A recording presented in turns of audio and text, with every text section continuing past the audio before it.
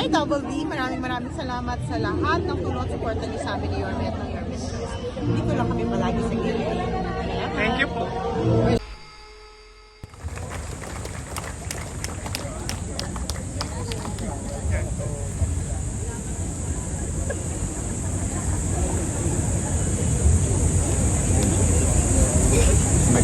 Maraming salamat, RD Padua.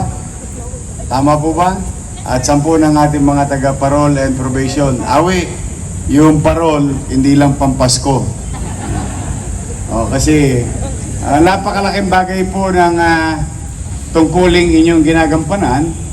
At mano pa kapag ang isang tao na nagkasala at nagbayad ng kanyang obligasyon sa lipunan ay mabigyan ng pangalawang pagkakataon.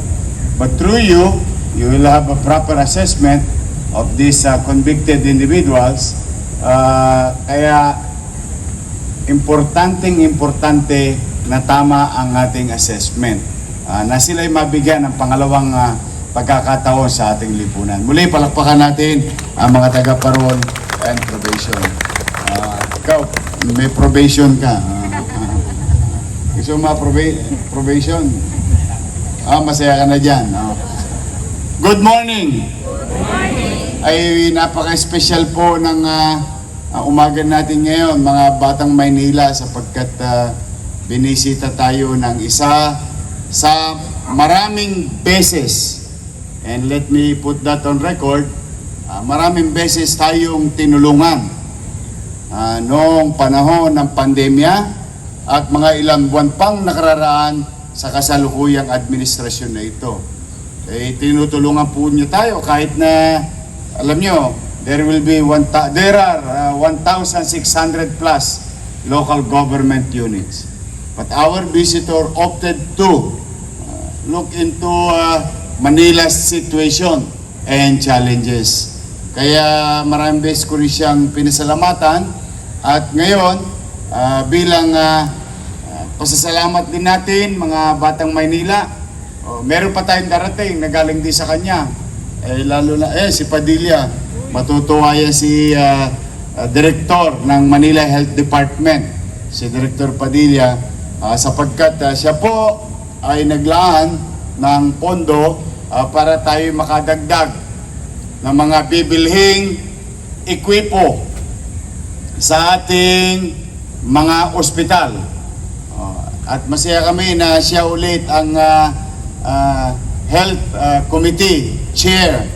So, muli mga Batang Maynila, I'd rather have you listen to her today at please give her a warm, yung pinakamainit na pagtanggap ng mga taga-lungsod ng Maynila sa ating Senador Risa Hontiveros.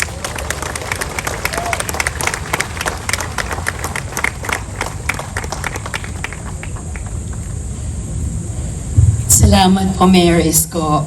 Palakpakan naman po natin silang muli. Magandang umaga po sa inyong lahat, mga Batang Maynila. Good morning. Hayaan niyo po akong batiin ng natatangi ang ating mga pinunong kasama natin ngayong umaga. Of course, si Mayor Francisco Isko Domagoso, ang aking kabaro at kapwa-leader kababaihan, Vice Mayor Chia Atienza,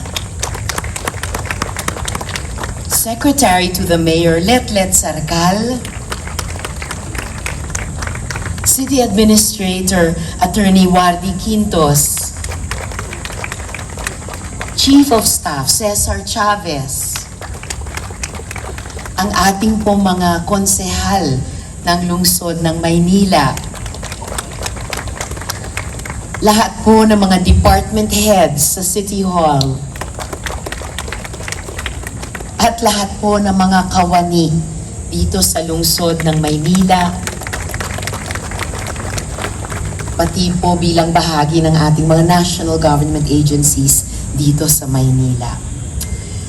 Lunes na Lunes po, maaga pa lang, andito na po kayo. Kaya gusto kong magsimula sa pasasalamat. Thank you sa inyo, sa inyong mainit na pagtanggap sa akin. At gusto ko rin po magsimula sa pangungumusta. Kumusta po kayo? Okay, okay naman. Ayan at ako naman kung inyong kukumustahin, sasabihin ko na mamaos dito sa bago-bago panahon ng ating iniibig na inang bayan. Pero basta okay po kayo, okay din po ako. Okay po tayong lahat. Ayan pakikwento sa mga kakilala nyo. Nangungumusta naman ako Okay ba? Ayos lang. Okay. So, syempre, andito nga po tayo para ipakita ang ating solid na suporta sa lungsod ng Maynila. At ito po ang mga good news na binanggit ni Mayor Isko. Naaprubahan na nga po ang mga medical equipment na hiniling ng ating opisina. Director Padilla. At ang mga ito po ay isang ultrasound machine para sa Santa Ana Hospital. Yun. Isa pa pong ultrasound machine para sa Gat Andres Bonifacio Medical Center sa Tondo. At isang digital mobile x-ray machine para sa ospital ng Tondo. Yay! Ang puso ko rin po ay nag-yay dahil bilang isang nanay at solo mom din, alam ko po ang kaba kapag kailangang magpa-ospital o kahit magpa-ER sa isang mahal sa buhay. Suki rin po kasi kami sa kasamang palad nung nakaraang mga taon, suki sa ospital, lalo na po sa bunso kong hikain. So ilang beses na rin po sa nakaraang mga taon, kahit po panahon ng pandemya, kailangan ko siyang itakbo sa emergency room kahit pahating gabi, kahit pa madaling araw. At dun tumagi ng ilang oras sa maginaw na emergency room o mainit na emergency room as the case may be, hanggat i-stabilize yung kanyang kondisyon, yung kanyang paghinga.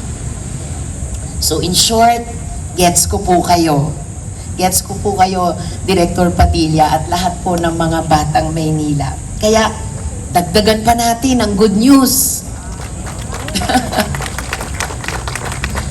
Nito kasing nakaraang 7 buwan na nanilbihan ako bilang chairperson ng Senate Committee on Health and Demography, sinulit ko po talaga para makapagpasa ng mga batas para sa ating kalusugan. Isa po yung Philippine Geriatric Center na malapit na pong maging isang specialty hospital para sa ating mga lolo at lola, at magkakaroon din po siya ng mga regional centers para sa pangangalaga nga po ng kalusugan ng ating mga senior citizens. Gayon din po ang panukalang batas na HOSIP, Health Outreach for Seniors and Indigent Persons. Libreng wheelchairs, hearing aids, at iba pang assistive devices para sa seniors at indigents na mamamandate ang ating mga LGUs na dalhin na po ito sa mga tahanan ng ating mga seniors at indigents, at hindi na po sila kailangang pumunta sa iba't ibang mga barangay health stations o rural health units sa buong bansa. At iba pang mga batas na aayusin ang ating universal healthcare system. Gagawin po natin, promise po mga batang Maynila, gagawin po natin ang makakaya para palaging tulad dito sa lungsod ng Maynila, palaging gobyerno ang lumalapit sa tao sa oras ng pangangailangan. At hindi na po sila ang ating mga constituents sa buong bansa, hindi na po sila dapat namamalimos ng tulong. Mayor Isko, Vice Mayor Chi, at sa buong pamahalaang lungsod na naglilingkod sa lahat po ng mga constituents ninyong mga batang Maynila, maraming salamat sa araw-araw na serbisyo ninyo at sa ating pagtutulungan. At makakaasa po kayo Kasama na po ang aking mabuting kaibigan sa maraming taon na si Ernest Ramel. Makakaasa po kayong lahat at ang bawat isa sa inyo, kakampi ninyo ako sa pagpapalakas ng serbisyong pangkalusugan at panlipunan para sa bawat mamamayang Manilenyo, sa bawat batang Manilenyo. Mabuhay ang lungsod ng Maynila, mabuhay ang Pilipinas.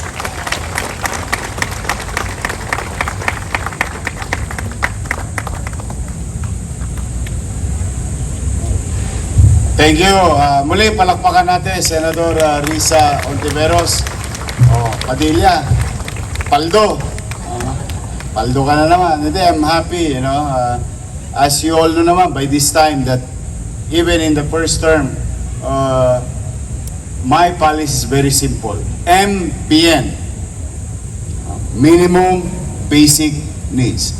Housing, education, healthcare, and jobs. That's it. So anything na pwede natin magasta para tugunan yon, doon tayo pupunta.